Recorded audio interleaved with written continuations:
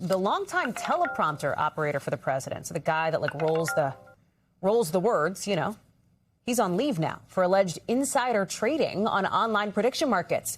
Gabriel Perez is accused of making more than $90,000, so nearly $100,000 on Kalshi by betting on what the president would say during his speeches.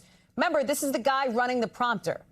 He's in talks to settle with the Commodity Futures Trading Commission, the CFTC, according to a source familiar with the matter. The White House press secretary says President Trump less than thrilled when he heard about this. Obviously, I'm aware of the report. The president is too. I spoke with him about it. He believes it's deeply unfortunate and, frankly, a disgrace. And the individual that was cited in that report is complying with the CFTC. He's on unpaid administrative leave right now.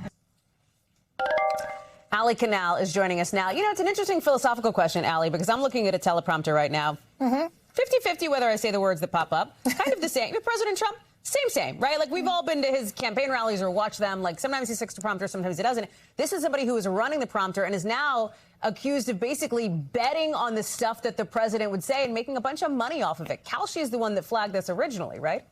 Yeah, Kalshi flagged this originally. And what's interesting here, Hallie, is they say that they suspected something was going on all the way back in March. They were tracking some unusual trading activity. They then went ahead and froze the account belonging to Gabriel Perez and then alerted the CFTC, the Commodity Futures Trading Commission. Remember, that's that federal regulator that monitors these prediction markets, is supposed to look out for these insider trading cases. However, as we've seen, more and more these platforms are essentially having to police themselves. And these are just the cases that we're hearing about at the moment, because experts tell me that there's so many other instances out there, and it's really difficult to find these particular cases, especially when you talk about those very thinly traded markets, very niche markets that are out there.